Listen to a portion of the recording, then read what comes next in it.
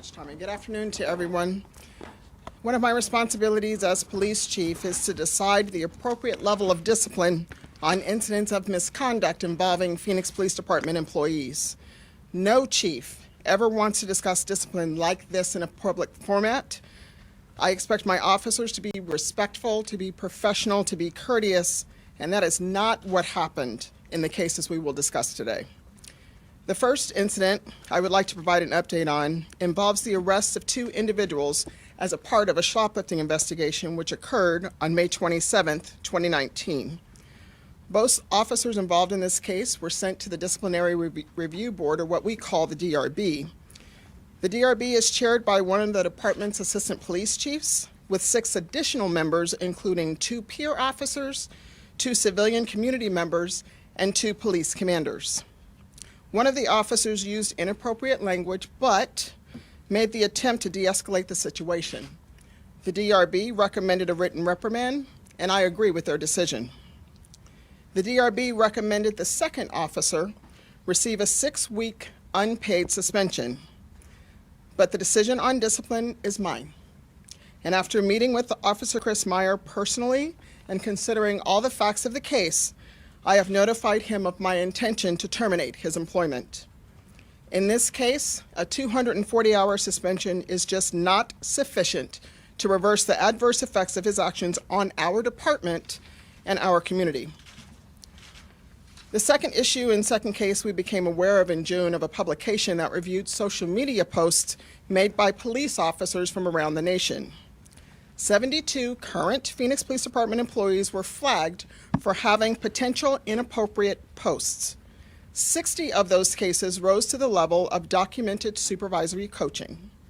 The remaining 12 were placed on administrative assignments during the course of the investigation. One of those 12 was removed from the list as we determined his posts were prior to the existence of our social media policy. Of the remaining 11, Detective Dave Swick has been advised that I will terminate his employment. 1 received a 40-hour suspension, 4 received 24-hour suspensions, 4 received 8-hour suspensions, and there is still 1 case remaining that has yet to be finalized. In conclusion, as a resident or a person in the community, you can express yourself as a part of your First Amendment rights, but as a public servant, we wear this badge as a symbol of our commitment to a higher standard, one that won't erode the trust of those we serve or tarnish the pride that is involved with being a Phoenix police officer. It is difficult to admit that we had employees that did not live up to those expectations, but we know that the behavior we witnessed was unacceptable. I expect more, you deserve more. Unlike other professions, we don't have the luxury of a do-over. And the overwhelming majority of the calls that we take, 2 million of calls for service each year, they really end well. Our officers are dispatched 1,800 times each day when our community needs us, and 99% of the time we get it right. But when we don't, it does come at a cost. Nearly 4,000 other members of the Phoenix Police Department must bear the burden of that failed contact with our community members. As of today, we re-emphasize the respect and professionalism expected of the Phoenix Police Department. The men and women of this department are our greatest assets, and they have my full support as we move forward with our dedication to our duties.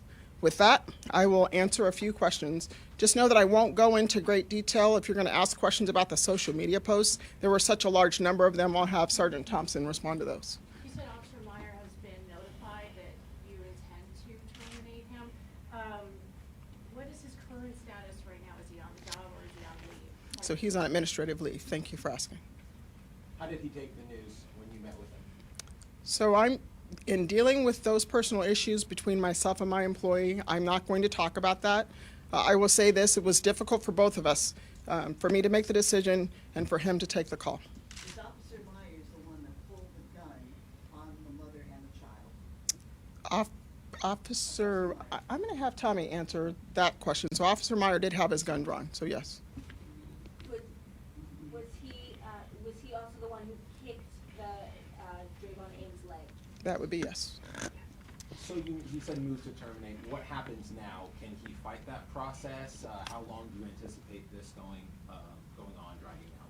So hopefully it will only take a few days. We have to get discipline notices served on employees, and the employee has to accept that discipline. So that would be a personnel issue, and I'll leave that to Tommy to answer that in greater detail, You mentioned that, Appeal.